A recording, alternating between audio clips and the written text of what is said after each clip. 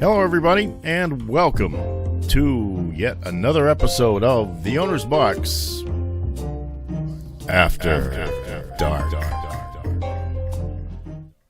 I am your host, Mark Farinella, the former assistant sports editor, Patriots beat writer, sports columnist, and so many other things at a newspaper in Attleboro, Massachusetts. And for 2 years now, I've been a fledgling play-by-play announcer and a podcaster, which you know, otherwise you wouldn't be watching this. It is Tuesday, December 15th, 2020 here, and I'm recording within, as always, the palatial confines of Fulton Pond Studios in Mansfield, Massachusetts. A little bit of breaking news tonight, and thus this will be a relatively short episode. I don't intend to go too long with this because, to tell you the truth, there really hasn't been that much has happened, but we did find out something very important today, and I figured I'd share that with you because it is tied into the very last episode of The Owner's Box After Dark that you saw earlier just a couple of days ago. So before we get into that, though, I would just want to go through the usual exciting things that I go through all the time. The mood candle, we just kicked it in a couple of seconds ago, so it really hasn't started to smell the house up yet, but it is the Yankee Candle Evergreen Mist. Definitely a holiday festive type of smell. Will make the house smell like a forest, and I do enjoy that. And I don't think it makes me sneeze, even though I am allergic to evergreens. How about that? And of course, the drink, a good standard to go to. It is Diet Dr. Pepper. I needed something to get the cobwebs out of the throat. So, I guess we can go immediately into the topic of the night. And why don't we do that right now? Those of you who watched episode 31 of The Owner's Box After Dark. No, and of course this is episode 32, just in case I didn't mention it.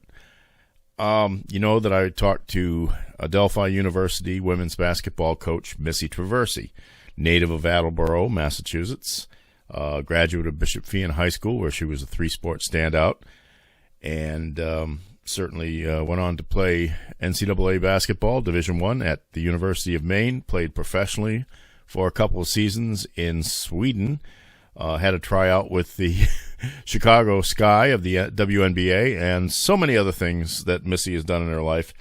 High school coaching, ran her own little AAU empire and training company, and now entering her fifth season at Adelphi, and having had the very sad circumstance last year of having her best season, 27-3, going into the NCAA tournament. They were going to host the tournament in Garden City, New York. The Panthers were the top seed in the East region, and they were about to play their first game less than 24 hours away when they learned that all NCAA tournament games would be canceled because of the COVID-19 pandemic.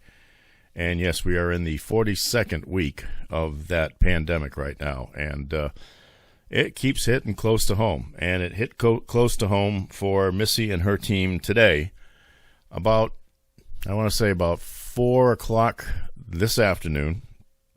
As I record it, it's about 10 o'clock, and you'll see this tomorrow.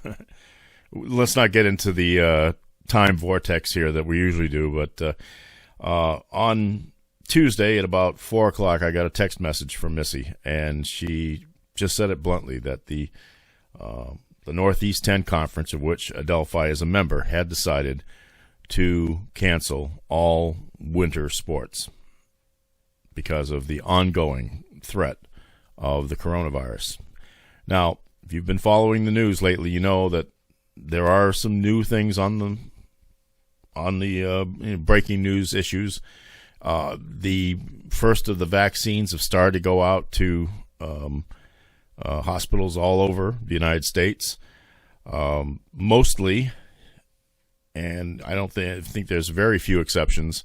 It is being administered right now to healthcare professionals, people on the front lines of fighting the virus, which it should be, because they are exhausted from battling this for, better than almost 10 months now.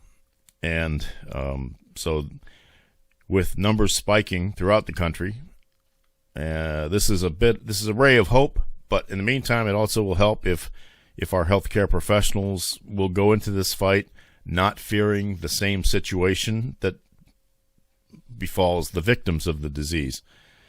So they're getting the viruses, the vaccines that have been produced. In fact, I read today, I think the hospital here in Attleboro has just received 95 doses of it to be administered to, again, healthcare professionals. In case you're wondering, I'm 67. I'm on my next birthday, a little bit more than a month from now. And yeah, I got pre-existing conditions, and I will be in allegedly group 2 of the distribution of this. So sometime in February until April, somewhere around there, I should be able to get an injection. Not sure whether it will be the Pfizer vaccine or the Moderna vaccine. Whatever it is, I don't care. I'll take whatever it is. In the meantime, I just want to stay healthy until then. But the news today that came out about the Northeast 10 canceling winter sports is definitely disheartening for the athletes involved and for those of us just in general who love sports, because this is a snowball running downhill and it's starting to pick up more snow. And I'm worried about that because up until now, a couple of other conferences had gone ahead. The Ivy League canceled all theirs. The Massachusetts State College Athletic Conference had canceled their season. The Northeast 10 is the Division II league. So now here in the Northeast, we have a Division I, a Division II, and a Division III league, all having canceled their schedules. And if you've noticed, if you've been watching college sports in any way, shape, or form, you know that while basketball has kicked in, a lot of teams have had to postpone games or bounce games around and all that because of teams that have had COVID-19 outbreaks. And so I know that the Providence College Friars had a game scheduled with DePaul, and that has been either postponed or canceled altogether. I'm not exactly sure on that. But so COVID-19 is not backing off, and as a result, this is a disheartening decision, and not just for Missy, but obviously for her athletes. And if you're not familiar with the Northeast 10, it is a primarily New England-based league. It's got a few outside of in New York and New Jersey and Pennsylvania, so it's a fairly large Northeast type league. Just even right off the bat, it affects a number of local athletes, people who played locally. On Missy's roster at Adelphi, you had Julia Strachan of Attleboro High School, Sarah Dio, who just transferred from Southern New Hampshire to Adelphi, and Emily Michelli from Bishop Feehan High School, and they were all seniors on this year's team. Now, just going around the Northeast 10, at St. Anselm, Jennifer Peel of Mansfield plays there. At Stonehill, Megan Hill of Mansfield plays there. At Bentley, a couple of Bishop Feehan alums, Bree Gillen and Marissa Fontaine. Assumption, Bishop Feehan's Anna Shaughnessy.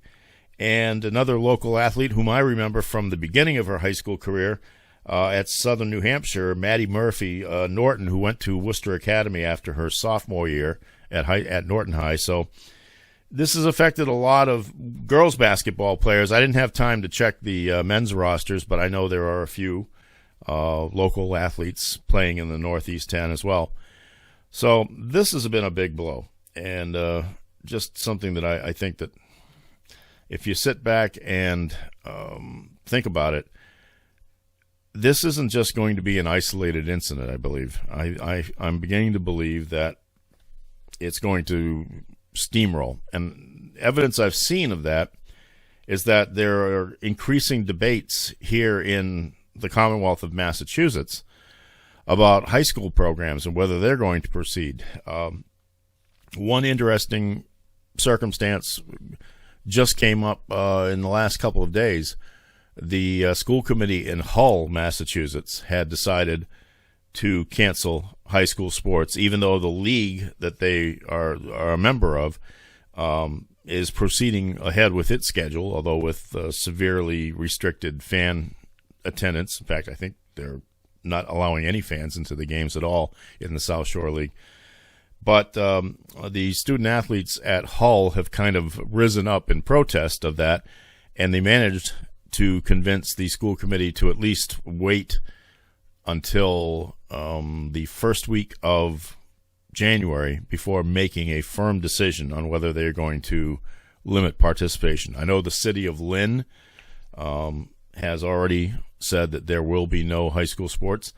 In fact,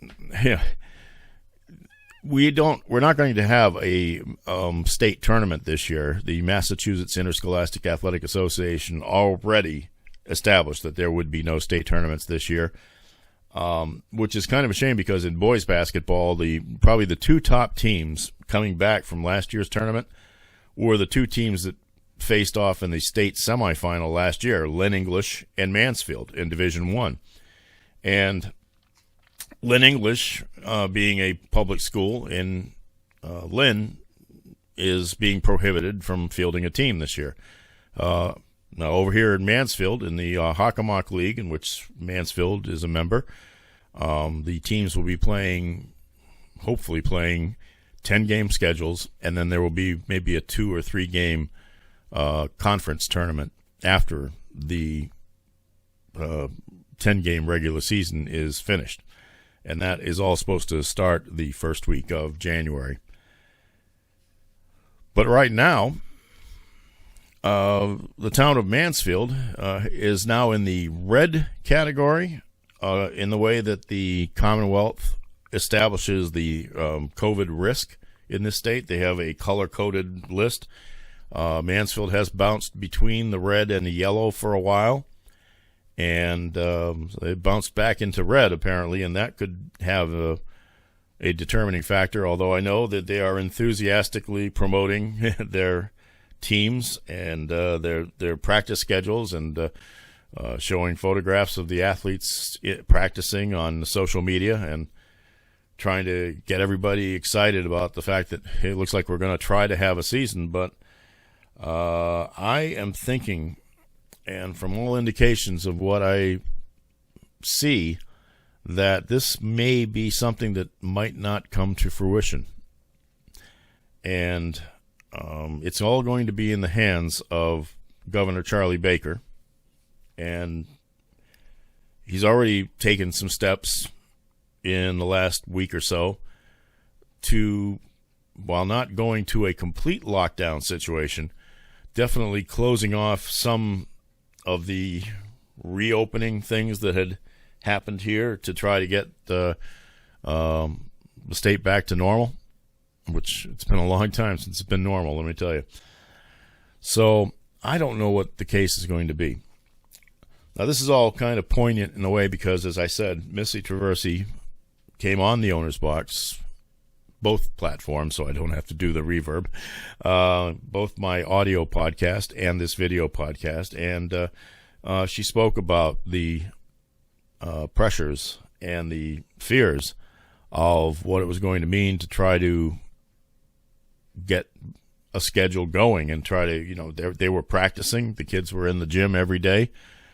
They were doing everything they could to adhere to the guidelines and yet to still get their work in. And they were just waiting for a schedule to come up. And here's what Missy had to say about this whenever I asked her about why there wasn't a schedule coming up. So here you are, back in the gym with your current team, which does have some significant personnel changes from last year's team. But it's a very different start to your season. I mean, last year at this time, your team had already played 10 games. Today, as I'm talking to you, the Adelphi website doesn't even have a schedule posted for your team. How disruptive is that in the planning for the immediate future? Yeah, mentally it's more of a drain, I think, than anything, on all of us, on the players and the coaches. But I have an incredible administration that's working hard to try to get everything moving and trying to get us a schedule. But, there's a lot that's out of his hands as well. So we're just in a holding pattern. That's what we're in right now. And mentally it's a lot. It's very taxing. But we try, like I said, every day we try to look at what we do have and the good stuff, and even just being together and building each day, that's definitely not something that's given. So we're fortunate in that regard. What is the holdup on the schedule? I thought I had seen one earlier, several weeks ago. I thought I'd seen something that started up in January or after the new year, and but that right now, if you go to the website, obviously you just see the results from last year. Is there a particular thing that's holding it up? Is it conference related? Is it school related? State restriction related? What do you think it is? Yeah, I think it's all of the above. I do. I think that there's higher ups that need to be able to assess everything. So student athletes' well-being is taken care of, the coaches are taken care of, and we're doing it the right way and the safe way. So I think that's why there's been a hold-up, and it's something they don't want to rush through. But I think the ADs are involved, the presidents are involved, and then the statewide mandates and those rulings, that all needs to be taken into consideration. And until they come to some type of yes or no, we're just waiting. I also talked to Missy about her seniors, and their plans to come back and try to be leaders, even if it was going to be a severely reduced schedule. I mean, certainly this is something that you build your entire career towards, and I know that especially Emily Michelli and Julia Strachan, who had been there for the last 3 years at Adelphi and been part of the great success that that program is starting to achieve. I know that they were looking forward to their senior years and to show their leadership skills, and this is what I asked Missy about that. They're doing well. They're just terrific, and I am really fortunate to have them here at AU, and we've done some pretty incredible things together, and I really hope it's not over yet. I think that there's more work that needs to be done. But yeah, I mean they're plugging along. They're leading every day by example. I think I'm really lucky to have two of those players, also Sarah Dio from the area, that kind of know me and understand what's expected. There's really no learning curve with them.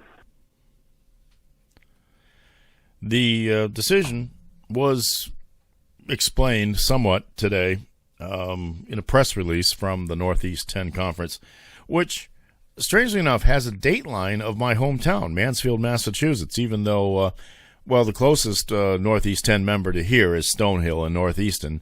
I think they opt out, or they've made an agreement with somebody to write the press releases out of this town, so that's why they get the dateline. But anyway, here's what was posted on the Adelphi women's basketball website today. Given the ongoing impact of the COVID-19 pandemic across the region, the Northeast 10 Conference Council of Presidents voted on Tuesday, December 15th, to cancel formal regular season and championship competition in the conference's 7 winter sports. As a result, Adelphi University will not participate in any competition this winter season in the following sports: men's and women's basketball, men's and women's indoor track and field, and men's and women's swimming and diving. Although its affiliation is with the East Coast Conference, the Adelphi women's bowling program will also opt out of competing this season. In quotes, while my fellow NE10 presidents continue to look at every possible way to return to competition safely, we are overwhelmingly confident that suspending championships and competition is necessary, said Adelphi University President Dr. Christine Reardon. The Council of Presidents and the entire NE10 community continue to prioritize health and safety in determining a return to competition. At this time, the conference remains committed to supporting a return to NE10 play and competition in the 10 spring sports, whose 2020 seasons were canceled at the outset of the pandemic. No decision has yet been made regarding the resumption of fall sports. That determination will be made in January. And it goes on. It also, I've seen many versions of the same release with a little bit more detail according to the school's interests. I noticed on one of the school's websites that they did make note of the fact that there will be accommodations made to scholarship athletes in terms of eligibility and such. So in the cases of some of these young athletes, if they want to come back next year, they will have that year of eligibility. But that's a decision they will have to make, and how it impacts academics apparently is up to the individual school. So that is heartbreaking. And I know that Missy was putting a ton of work into getting this season off and running because of all of the interruptions and the obstacles that have been placed in her way once competition was suspended last March. And it took her forever to be able to get back to Garden City and to get to work. She mastered the art of recruiting by Zoom and trying to evaluate players in all sorts of different ways that perhaps were not something she would have thought of prior to this pandemic. I'm sorry to hear it. Sorry it happened. And I just wish the best for my friend, Coach Traversi, and to her athletes and to all of the athletes in the Northeast 10 that will have to endure this really heartbreaking circumstance. But, you know the old saying, if it keeps a few of us alive a little bit longer, that's a good thing. But let's get this taken care of, please. We'll be back after this word from our friends on the other side of the ocean with just a few more minutes of the Owner's Box After Dark.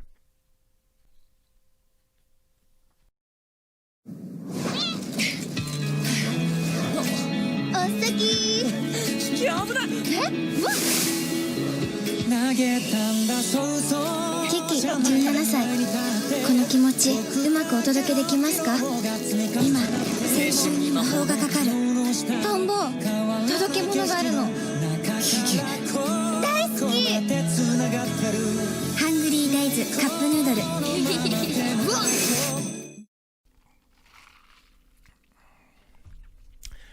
Hello again. Welcome back to the Owner's Box After Dark. Episode 32 here from Studio A of Fulton Pond Studios, Mansfield, Massachusetts. I'm Mark Farinella, and you're not. And, of course, being that there was no Patriots game last week. Oh, by the way, I wanted to mention something to you. I know you're wondering probably, why do I run these Japanese commercials? I mean, obviously, I'm making no money at all from them. I probably should be paying somebody for the right to use them, but I want you to know that I never would run a commercial for anything unless I didn't use it myself. And this is proof of that. I want to show you something. Keep your eye out on this.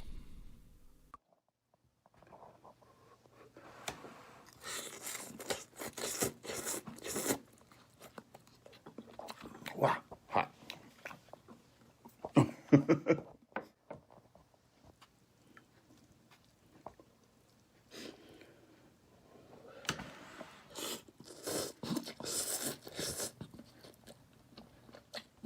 Well, hot. Very hot. Good. Yes, that is me slurping down Cup Noodle.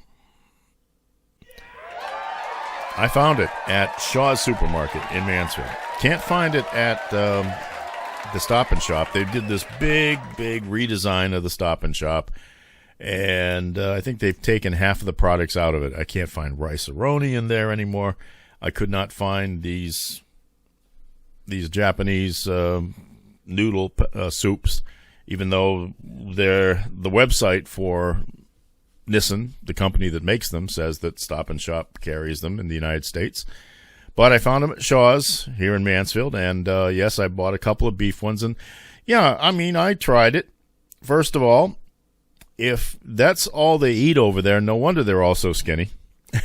I mean, it's a pretty fairly good-sized cup, and you pour boiling water into it, and since it's a styrofoam cup, which I don't think we can even use those in the United States anymore. I'm not sure about that, but that stuff stays hot. So you wait a couple of minutes until all the noodles get swollen, and they do, and there's a lot of noodles in there, and there's definitely beef flavoring. I think I found 3 actual kernels of corn in the whole thing, 3 individual kernels of corn.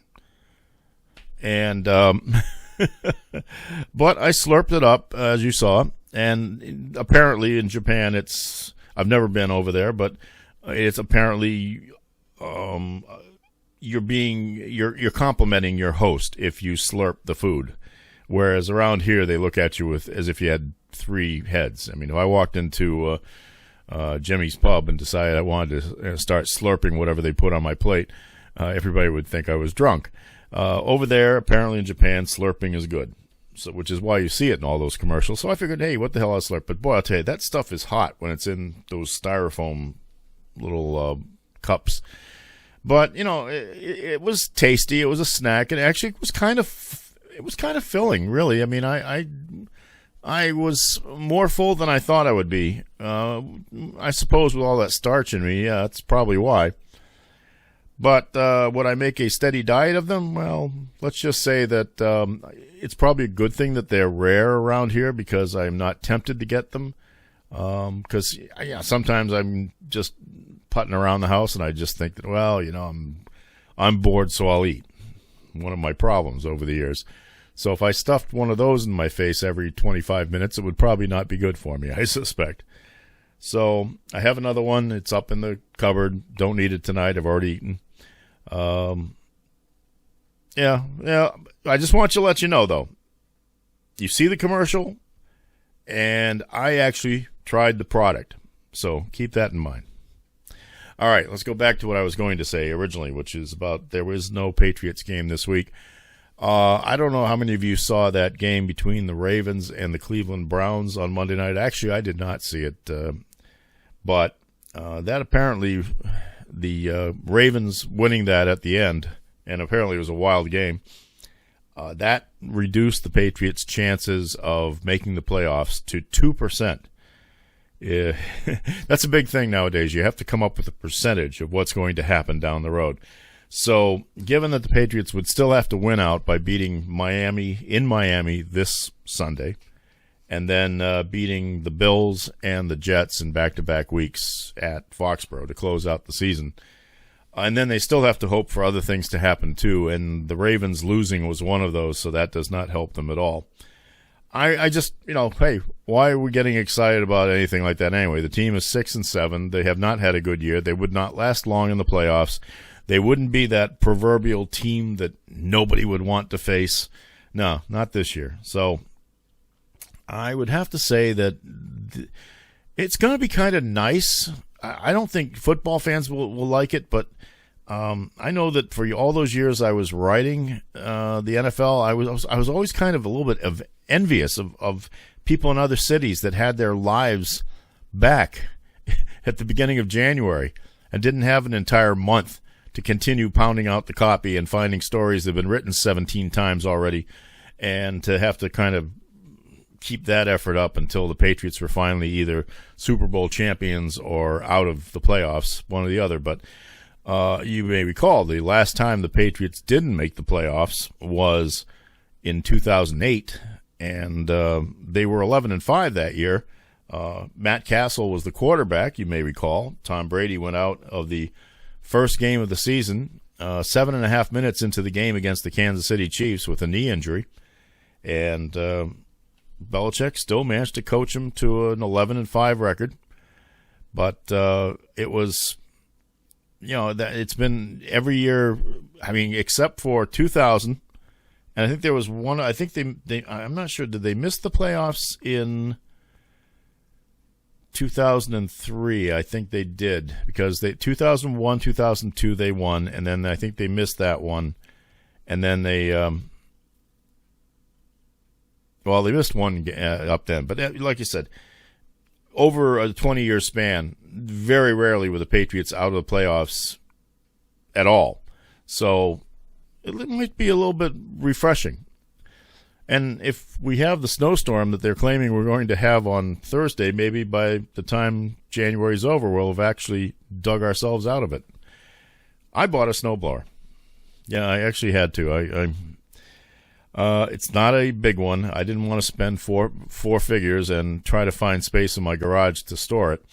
But it is a fairly nice electric battery-powered one. It should handle a decent storm. I would say about 12 to 15 inches without hardship. But yeah, I didn't want to spend big money because I just don't have any place to put it. You folks know the issues with the knee. I'm sure you're sick of hearing about it. I'm sick of telling you about it. But I don't think I can actually shovel snow right now capably. I can probably push a kind of a light snowfall down. I have this big, wide shovel that's great for acting like a snowplow. But that's only good for like maybe a couple of inches or some slush or whatever. But I'm looking forward to cranking this one up. The battery's charged. It's ready to go. I think I've actually read the owner's manual for the first time in a long time. I actually read the owner's manual before using something. So hopefully if we do get the big snowfall, I'll be able to get at least one of my cars free. And the plan, of course, here in terms of high school sports is for me to return to my broadcasting duties in the first week of January. As it stands right now, I believe that my first games would be on January 6th, a Wednesday, and January 7th, a Thursday. I believe that would be the Mansfield boys at home against King Philip the first night, the Mansfield girls at home against King Philip the second night, and those would be for Mansfield Cable Access.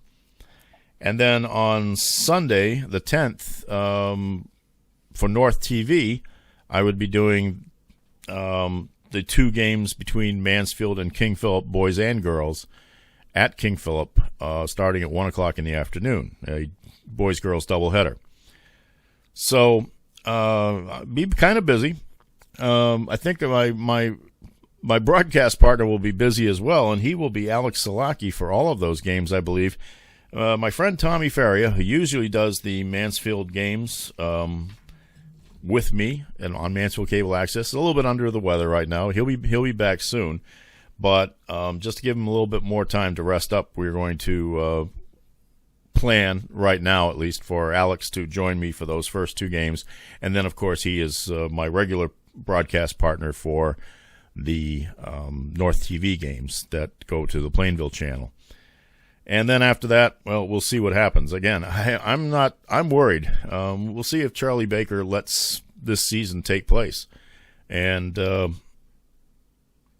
seriously, the news every night is disheartening, and it's scary. And believe me, I don't like anytime I feel anything, whether it's a sniffle or a little cough or something, just because I sleep with a fan on at night. I like white noise, and it also is a purifier, so it helps me with my allergy issues. And sometimes I wake up with a little bit of a dry throat, so if I'm coughing and my voice sounds like this, and I worry, oh God, have I got COVID? Well, I'm practically living a hermit's life right now anyway, as it is. I can't remember the last time I was actually in a restaurant to eat. I do get a lot of takeout. Making a lot of runs to KFC these days. You know, that stuff's better than it used to be. First of all, they give you the breast meat, the breast portion is actually larger. I remember when I was a kid, and so back in the early days in Attleboro, and I would go to the KFC over on Pleasant Street, and that was the late night working food, which didn't help me. And I didn't like the original recipe either. I thought that it was too greasy, and it was just there was hardly any meat on the bones that you're getting. Well, nowadays they do a pretty good job. They do a much better job. In fact, the breasts are larger. I shouldn't say that way, but they are. They're meatier. I'm not going to get out of this no matter what I start. But anyway, there's more meat on that particular cut of chicken. And I also got a drumstick. And, I think they're pretty good. They're not as greasy, anywhere near as greasy as they used to be. I miss the grilled, was it grilled chicken that they made for a while? And it didn't have the skin on it, which, again, I know the skin's not really that good for you, but I do like it. I like the flavor. But when they were making the grilled chicken pieces, I loved that. But everybody else apparently loved it, and they all started buying it, so it'd never be any there when I'd get to the store. And then, for some reason, KFC stopped doing that. Maybe it was too many things being offered and not being sold as much as they want to. So they concentrated more on those two things that they generally always concentrate on, which is original or crispy. So, but once a week, I'll take the drive over there. It's a quick drive. It doesn't take me long to get there, and I can get back, and everything's still warm, and sit there and have some chicken. I mean, I've been eating a lot more chicken, which is why I think I mentioned last week I posted that photograph of a prime rib that I'd gotten at the Outback in Norwood before it closed. And boy, do I miss this. I miss a good slab of prime rib. And I do, because I haven't gone to any restaurants. I haven't gone to a sit-down restaurant in a long time. Not since I think I made it to one during my vacation in August, and that was down the Cape. Around here, no, I haven't gone anywhere for a while, so I don't know what to do. I mean, I cook pasta, I cook pizzas. I don't feel like going out and socializing these days because of COVID-19. We're almost in 21. So, but anyway, that's the plan. We'll stick with it for a while. Hopefully we will get to that point where we can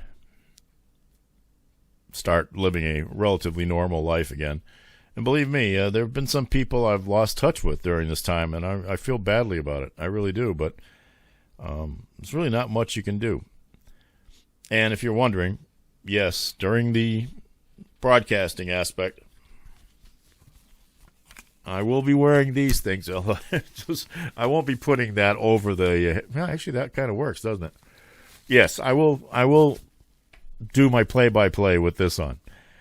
Maybe changes the sound a little bit, but not too bad. And I did soccer and field hockey in the fall with this, and I've listened to some of those since, and other than my glasses fogging up during the actual broadcast, it was not an issue at all. So if that's something that I need to do, I'll do it. There probably won't be any fans in the stands at all, so Alex and I will be socially distanced a little bit, as much as we can, and we'll do our job, and we'll hope for the best, and that is assuming, of course, that we will be able to do it. So I don't know, man. I just don't know. It's funny how it makes my beard push over on one side. Okay, that'll be it for tonight. Again, I just want to say I'm really sorry to the athletes of the Northeast 10. I feel your pain in a different sense, perhaps, because I'm not the one who was out there sacrificing my body out in the court and running up and down, doing the drills and running the sprints and feeling my knees ache and all those things, but just for that joyous moment where I could go on the court and throw up that first shot of the game. I'm so sorry you're not going to have that. I really am. I feel for my friend Missy Traversi. I mean, I know the energy and commitment she puts into her coaching. And this has got to be a crushing blow to her as well, because I know she was really looking forward to whatever she could get out of this season. I mean, originally, they did have a schedule up on the Adelphi website. I'd mentioned it, and then they took it down. It was going to be reduced severely, more like about 18 to 20 games. But and then, of course, nobody really knew what the plan was that the NCAA was going to have for its tournaments. But we'll just have to get everything, get your ducks in a line, get everything in order, and start working towards the 2021-22 season. Somebody out there, and a lot of us out here, wish you didn't have to go through this. Okay. Patriots will be playing at Miami this weekend. We will recap it sometime next week. All sorts of things going on after that, and let's hope that as we come up to the holidays that we can all get a little bit more joyous, get a little bit more happiness in our souls. And notice I didn't even mention the fact that the Electoral College once again established that Joe Biden is the president-elect of the United States of America. Should even have to. All right, folks, use your hand sanitizer. Okay. Wear the masks. Don't complain. Just do it. Thanks for joining me tonight. Hope to have a happier one next time out. We'll see you later. Good night, everybody.